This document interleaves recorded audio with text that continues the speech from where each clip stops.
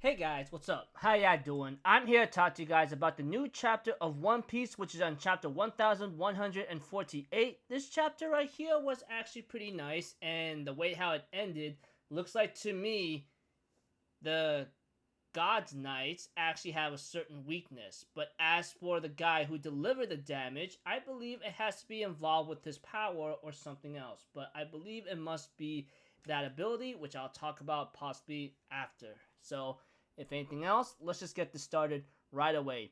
We get to see one of the giant's children, Ranya, is walking towards an edge of an arrow and is about to possibly get killed off. Of course, the one of the God's Knights, Summers, ends up making the announcement saying, okay, here's the thing. Either you, Jarul of the Bearded Mountain, order the teachers to set fire on the school and the library, or the kids die one by one. A lot of people is actually very angry about this. Of course, the citizens of Elbaf, or the giants of Elbaf, are very much angry, saying, what the heck? Are you serious? That information and history is important. That is just a low blow. We have to it that Robin cannot stand this because she is a history lover. Like, there are things in this world that you must not destroy because they have major importance, and that she's not going to sit around and do nothing. We have to it that Nami gets upset about this and says, you serious? What the hell's wrong with you? He goes like, I don't care kind of thing.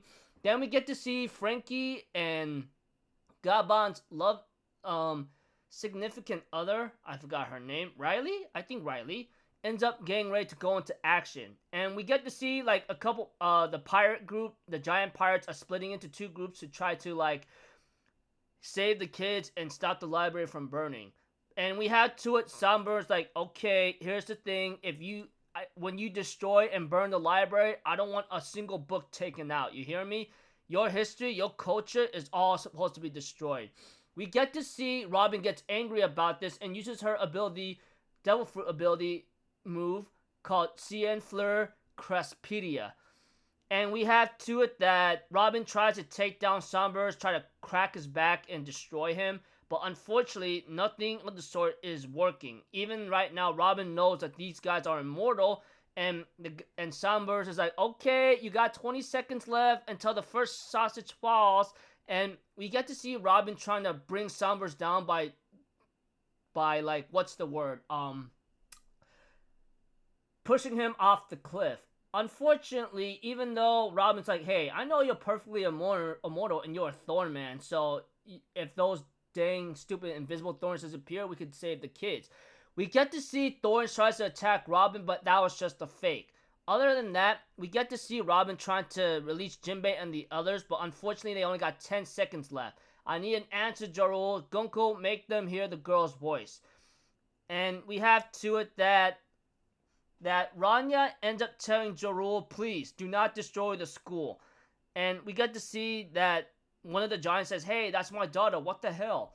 And of course, Ranya makes her speech saying, hey, the book teaches so much about the world, and my teachers taught me that we shouldn't bother people and that we shouldn't do things they don't like. If the school and library have to disappear so I can survive, I think that will bother everyone. That's why it's better if I fall. Don't worry about me, please. Everyone ends up crying and says, I've always been lucky, it's gonna be okay. And the guy, and Somber saying, hey, you got 2 seconds left, but we had to it. Jorul's like, okay, Angie, fine, set the freaking school on fire. But we had to it that Summers just tries to like got Robin with this ability and gets ready to attack her. But we have to it one of the attackers that was supposed to get to the location chops off Summers' arm. By that time, Summers realizes it's Scooper Gabon after he realizes his arm isn't regenerating and ends up attacking him full force with an axe, and as Scooper Gabon ends up staring at him in anger, and the chapter ends off there. So yeah, this chapter right here doesn't look like a lot was going on. Summers making a threat saying, hey, the first child's gonna die if you don't burn down that school and library. Robin tries to stop Summers, but it's useless, it doesn't work. And as for the others, Ranya tries to say, hey, let me die because I don't want the school and library destroyed. It's important to us. It will really bother everybody altogether. However, Ja Rule decides to make the decision because he's not gonna let a child Elbaf die. Obviously, from the get go, if you got a heart and you care about a lot of people, especially your own people, you're not gonna let them die, even if it's gonna cost you a few resources, maybe knowledge, which will really suck. But we had to it. Scuba Gaban shows up and attacks Sombers. Somehow, I think he's using hockey, in my opinion, which is pretty much have to be the answer. Having to cut off like Somber's arm and ends up making sure that seeing how he's not regenerating, and Scuba Gaban ends up attacking him again and ends up landing a devastating, possibly fatal blow. Well, I hope so, but not really entirely sure. But I highly doubt that guy's gonna go down easily, despite not having his armor generating and realizing it's Scuba Gaban. He's not gonna go down easily.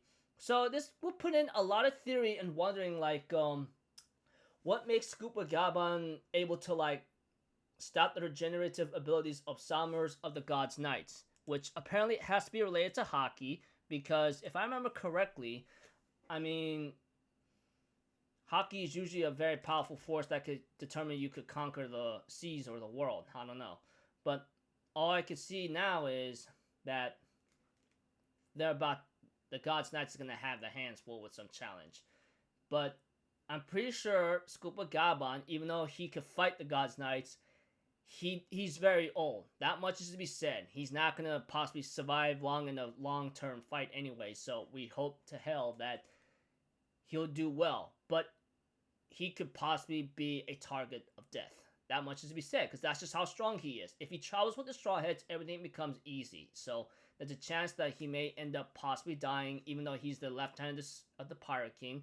And no doubt about it that he is a strong guy. We now see that now when he fought against Luffy and the others. Not to mention, he just did some damage to the God's Knight Sombers, like stopping his regenerating ability. So, yeah, whatever the case may be, however, if Oda wants to kill him off or how he does it is understandable. If Scuba Gaban was at his prime condition, oh hell, he will send all the God's Knights running home right now. That much to be said.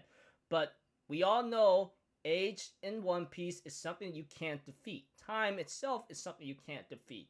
Look what happened to Whitebeard. Look what happened to Roger. Even though he may be strong, he didn't have much time to live, because he was given a very deadly disease, and who knows. Anyways, looking forward to the next chapter, and hopefully if Scuba Gaban has to possibly die in this arc, or maybe even has to possibly retire from fighting completely, at least he takes down a couple God's Knights with them, or he teaches Luffy and the others who knows hockey how to possibly fight the God's Knights head on. So, yeah, until then, people, I'll see you guys later. I'm Alpha Zero. Have a good day. I'll see you guys next time, alright? Peace out. Bye-bye. Toot-toot-toot!